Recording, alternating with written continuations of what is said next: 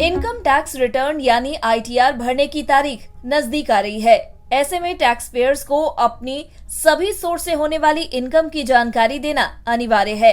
ऐसे में बीते साल काफी चर्चा में रहे मून लाइटिंग को लेकर भी टैक्स पेयर्स को सतर्कता बरतनी जरूरी है। नौकरी के अलावा अतिरिक्त आय के लिए किसी दूसरी कंपनी या वेंडर के लिए किया गया काम मून लाइटिंग के दायरे में आता है। आईटीआर फाइल करते समय इस सोर्स से हुई कमाई की जानकारी भी देना जरूरी है। दरअसल आयकर कानून में मून लाइटिंग पर टैक्स को लेकर कोई विशेष प्रावधान नहीं है, लेकिन इसका ये मतलब भी नहीं है कि इस कमाई पर टैक्स नहीं लगेगा।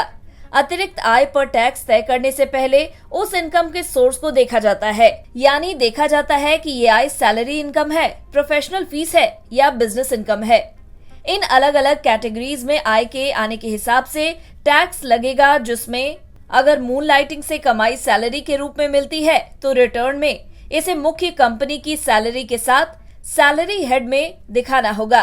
डिडक्शन और एग्जेम्पशन के बाद बनी कमाई जिस टैक्स स्लैब में आएगी उस रेट से टैक्स देना होगा।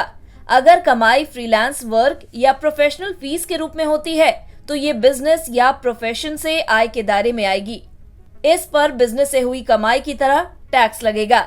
अगर आप अपने एम्प्लॉयर के अलावा कहीं और से इनकम ले रहे हैं और आपके एम्प्लॉयर को नहीं पता है तो ये आपके और आपके एम्प्लॉयर के बीच का मैटर है। लेकिन इनकम टैक्स को तो पूरे पैसे पे इनकम टैक्स चाहिए। अगर आपने छुपाया तो 100% से लेके 300% की पेनल्टी इनकम टैक्स डिपार्टमेंट आपसे ले सकता है। मून लाइटिंग के तहत अगर एक एम्प्लॉय किसी दूसरी जगह भी एम्प्लॉयमेंट है या अपनी फ्रीलांसिंग कर रहा है तो उससे जो उसको इनकम होगी वो एक्स्ट्रा इनकम को उसको अपने आईटीआर में दिखाना होगा। अगर वो कहीं दूसरी जगह एम्प्लॉयमेंट है तो उसको ये आईटीआर 1 और 2 भरना पड़ेगा। उसकी सैलरी इनकम अगर 50 लाख से ज्यादा टोटल इनकम हो रही है तो उसको आईटीआर 2 भरना पड़ेगा। मून लाइटिंग से कमाई अगर सैलरी के तौर पर मिल रही है तो इसे आईटीआर 1 में दिखाना होगा। अगर कुल इनकम 50 लाख रुपए से ज्यादा है, किसी तरह का कैपिटल गेन है तो आईटीआर 2 फॉर्म लगेगा। इसी तरह बिजनेस या प्रोफेशनल फीस से अतिरिक्त कमाई हुई है और प्रिजम्पटिव टैक्स स्कीम चुनते हैं तो आईटीआर 4 भरना होगा। प्रोफेशनल फीस के रूप में मिली कुल रकम 50 लाख से ज्यादा होने पर आईटीआर 3 में इस कमाई को दिखा सकते हैं। जानकारों का भी मानना है कि इसमें लापरवाही बरतने पर इनकम टैक्स से नोटिस आ सकता है। इसी तरह इनकम टैक्स रिटर्न भरते समय अपने विदेशी एसेट्स की जानकारी न देना भी आयकर नोटिस की वजह बन सकता है।